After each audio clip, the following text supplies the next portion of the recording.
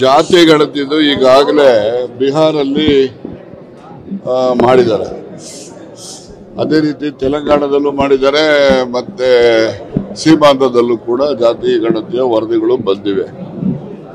ಅಲ್ಲಿನೂ ಕೂಡ ಪರ ವಿರೋಧವಾದಂಥ ಕೆಲವು ಅಂಶಗಳನ್ನ ಸಾರ್ವಜನಿಕವಾಗಿ ಕೇಳಿ ಬರ್ತಾ ಇದೆ. ಇಲ್ಲಿನೂ ಕೂಡ ಇದೆ.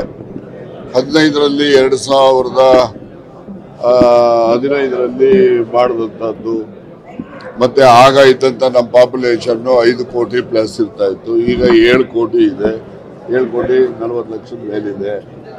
ಈ ಹಿನ್ನೆಲೆಯಲ್ಲಿ ಇದು ವರದಿ ಅವೈಜ್ಞಾನಿಕ ಅಂತಕ್ಕಂಥ ವಾದ ವಿರೋಧ ಪಕ್ಷದವರು ಹೇಳ್ತಾರೆ. ಆದರೆ ಅವತ್ತಿನ ದಿವಸಕ್ಕೆ 2015ಕ್ಕೆ ಯಾವ ಜನಸಂಖ್ಯೆ ಇತ್ತು ಆ ಜನಸಂಖ್ಯೆಯಲ್ಲಿ ಇವರು ಸುಮಾರು 90% ಇಂಡಿವಿಜುವಲ್ ಆಗಿ ಮನೆಗಳಿಗೆ ಭೇಟಿ ಮಾಡಿ ಮನೆಗಳಲ್ಲಿ ಯಾರು ಹಿರಿಯರಿರ್ತಾರೆ ಅವರಿಂದ ಮಾಹಿತಿ ತೆಗೆದುಕೊಂಡು ಆ ಮಾಹಿತಿನ ಒಂದು ಪ್ರಿಸ್ಕ್ರೈಬ್ಡ್ ಫಾರಂ ಅಲ್ಲಿ ಫಿಲ್ಅಪ್ ಮಾಡಿ ಅವರಿಂದ ಸಹಿನೂ ಕೂಡ ಪಡೆದಿರ್ತಕ್ಕಂಥ ದಾಖಲೆಗಳು ಈಗಾಗಲೇ ಇದ್ದಾವೆ.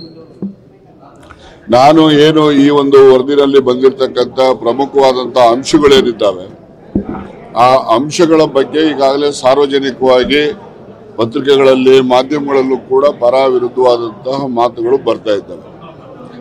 ಸರ್ಕಾರ ಇನ್ನೂ ಕೂಡ ಯಾವುದೇ ಒಂದು ನಿರ್ದಿಷ್ಟವಾದಂತಹ ತೀರ್ಮಾನಕ್ಕೆ ಬಂದಿಲ್ಲ. ಜನರ ಅಭಿಪ್ರಾಯಗಳು, ಜನರ ಸಲಹೆಗಳನ್ನ ಎಲ್ಲ ಕ್ರೋಢೀಕರಿಸಿ 17ನೇ ತಾರೀಕು 4 ಗಂಟೆಗೆ ಸಚಿವ ಸಂಪುಟದ ಸಭೆ ಏರ್ಪಡಿಸಿದೆ. ಆ ಸಭೆಯಲ್ಲಿ ಯಾವುದೇ ವಿಷಯ ಇಲ್ಲ ಅದರ್ ದ್ಯಾನ್ ದಿಸ್. ಈ ವಿಷಯದ ಬಗ್ಗೆ ಕೂಲಂಕುಷವಾಗಿ ಸಾರ್ವಜನಿಕವಾಗಿ ಬಂದಿರತಕ್ಕಂಥ ಹೇಳಿಕೆಗಳು ಮತ್ತೆ ಏನೆಲ್ಲ ಅಭಿಪ್ರಾಯಗಳನ್ನ ಸಚಿವರುಗಳು ಕೂಡ ಅವರ ಒಂದು ತಿಳುವಳಿಕೆ ಆಧಾರದ ಮೇಲೆ ನಾವೆಲ್ಲ ಏನು ಸಲಹೆಗಳನ್ನು ಮಂಡಿಸ್ತೇವೆ ಇವೆಲ್ಲವನ್ನು ಕೂಡ ಪರಿಗಣಿಸಿ ಅಂತಿಮವಾಗಿ ಒಂದು ನಿರ್ಣಯವನ್ನ ತೆಗೆದುಕೊಳ್ತಕ್ಕಂಥ ಸಂಭವ 17ನೇ ತಾರೀಕು 4 ಗಂಟೆಗಿದೆ. ಅಲ್ಲಿನವರೆಗೂ ಕೂಡ ಈ ಒಂದು ವಿಷಯಗಳ ಬಗ್ಗೆ ಪರ ಇರ್ಬೋದು, ವಿರೋಧ ಇರ್ಬೋದು, ಇವೆಲ್ಲವನ್ನು ಕೂಡ ಸರ್ವೇ ಸಾಮಾನ್ಯವಾಗಿ ಪ್ರಜಾಪ್ರಭುತ್ವ ವ್ಯವಸ್ಥೆಯಲ್ಲಿ ಪರ ವಿರೋಧ ಇದ್ದಾಗಲೇ ಅದಕ್ಕೆ ಅರ್ಥ ಇರತಕ್ಕಂಥದ್ದು. ಆ ರೀತಿಯಲ್ಲಿ ಎಲ್ಲ ಸಲಹೆಗಳನ್ನು ಕೂಡ ತೆಗೆದುಕೊಂಡು ಯಾವುದೇ ಸಮುದಾಯಕ್ಕೂ ಕೂಡ ಅನ್ಯಾಯ ಆಗದ ರೀತಿಯಲ್ಲಿ ಎಚ್ಚರಿಕೆಯನ್ನು ವಹಿಸ್ತೇವೆ ಅಂತಕ್ಕಂಥ ಮಾತಷ್ಟನ್ನು ಹೇಳ್ಬಲ್ಲ. ಆಕ್ಷೇಪ ಬರಲಿಕ್ಕೆ, ವಿರೋಧ ಬರಲಿಕ್ಕೆ ಆತಂಕದ ವಿಷಯ ಏನು ಸರ್? ಅದನ್ನ ನೀವು ಹೇಳ್ಬೇಕು. ಯಾರು ಅದು ಅವೈಜ್ಞಾನಿಕ ಅಂತ ಹೇಳ್ತಾರೆ, ಇನ್ನೊಂದು ಹೇಳ್ತಾರೆ, ಅದು ಅವರಲ್ಲಿ ನಾನು ಮನವಿ ಮಾಡ್ತಕ್ಕಂಥದ್ದು ಈ ಅಂಶ ಇದೆ.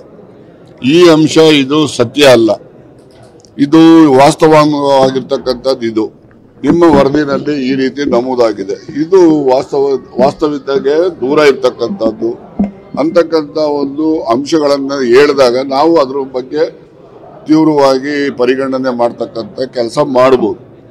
ಹಾಗಾಗಿ ನಾವು ಕೂಡ ಯಾವೆಲ್ಲ ಅಂಶಗಳ ಬಗ್ಗೆ ವಿರೋಧ ವ್ಯಕ್ತ ಆಗ್ತದೆ ಆ ಅಂಶಗಳನ್ನೆಲ್ಲ ಕೂಡ ಗಣನೆಗೆ ತೆಗೆದುಕೊಂಡು ನಾನು ಮತ್ತೊಮ್ಮೆ ಹೇಳ್ತಕ್ಕಂಥದ್ದು ಯಾವುದೇ ಸಮುದಾಯಕ್ಕೆ ಅನ್ಯಾಯ ಆಗುವ ರೀತಿಯಲ್ಲಿ ನಾವು ಸರ್ಕಾರ ಕ್ರಮ ತೆಗೆದುಕೊಳ್ಳೋದಿಲ್ಲ. ಎಲ್ರಿಗೂ ಕೂಡ ನ್ಯಾಯ ದೊರಕಿಸ್ಕೊಡ್ತೇವೆ.